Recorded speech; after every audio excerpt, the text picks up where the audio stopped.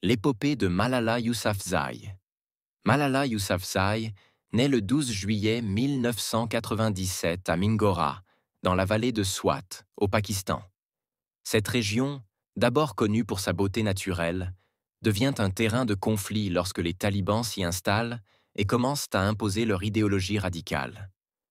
Malala grandit dans un environnement où l'éducation des filles est souvent menacée. Son père, Ziauddin Yousafzai, est un militant pour l'éducation et dirige une école qui accueille des élèves de tous sexes, encourageant Malala à s'instruire et à exprimer ses idées. Dès son plus jeune âge, Malala manifeste une passion pour l'apprentissage. À l'école, elle se démarque par son intelligence et son engagement, rêvant de devenir médecin. Cependant, l'ascension des talibans dans la vallée de Swat change la donne. En 2007, ils imposent des lois strictes, interdisant l'éducation des filles et menaçant les écoles qui persistent à accueillir des élèves. Engagement pour l'éducation. En 2009, Malala, alors âgée de 11 ans, commence à écrire un blog anonyme pour la BBC Urdu sous le pseudonyme Gul Makai. Elle y décrit la réalité de la vie sous le régime taliban, évoquant la peur quotidienne, les bombardements et la fermeture des écoles. Son écriture devient une voix pour les filles de sa région, et elle expose au monde les défis auxquels elles sont confrontées.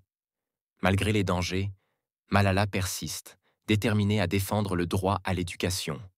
Le 9 octobre 2012, alors qu'elle rentre de l'école avec des camarades, Malala est ciblée par un tireur taliban. Elle est abattue à bout portant dans un bus scolaire. L'attaque provoque une onde de choc à l'échelle mondiale. Malala est immédiatement transportée dans un hôpital à Peshawar, puis transférée au Royaume-Uni pour des soins médicaux avancés. Son état critique suscite l'inquiétude, mais grâce aux efforts des médecins, elle survit après plusieurs opérations. Après sa convalescence, Malala émerge comme une figure emblématique des droits des femmes. Elle refuse de se laisser intimider et décide d'utiliser sa plateforme pour sensibiliser le monde entier à la nécessité de l'éducation pour les filles. Son discours à l'Assemblée générale des Nations unies en juillet 2013, où elle plaide pour le droit à l'éducation, marque un tournant. Elle déclare « Une enfant, un enseignant, un livre et un stylo peuvent changer le monde. L'éducation est l'unique solution. » En 2014, Malala reçoit le prix Nobel de la paix, devenant ainsi la plus jeune lauréate de l'histoire à seulement 17 ans. Ce prix renforce sa visibilité et son influence sur la scène mondiale. Elle continue à voyager, rencontrant des dirigeants, des militants et des jeunes filles dans des zones de conflit pour discuter de l'importance de l'éducation.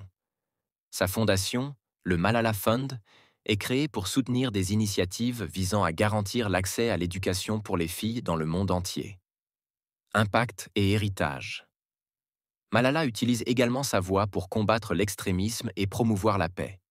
Son autobiographie, Moi, Malala, coécrite avec la journaliste Christina Lamb, est publiée en 2013 et devient un best-seller international. Le livre témoigne de sa résilience et inspire des millions de personnes à travers le monde. Malala continue de s'engager activement, se rendant dans des zones touchées de par la guerre et l'inégalité, et défendant les droits humains. Elle milite pour une éducation inclusive et équitable, tout en dénonçant les violences faites aux femmes. L'épopée de Malala Yousafzai est un exemple puissant de courage face à l'adversité. Son histoire démontre que même les voix les plus jeunes peuvent avoir un impact profond sur le monde. Malala est devenue un symbole de la lutte pour les droits des femmes et l'éducation, rappelant à chacun l'importance de l'accès à l'éducation pour tous, peu importe le contexte.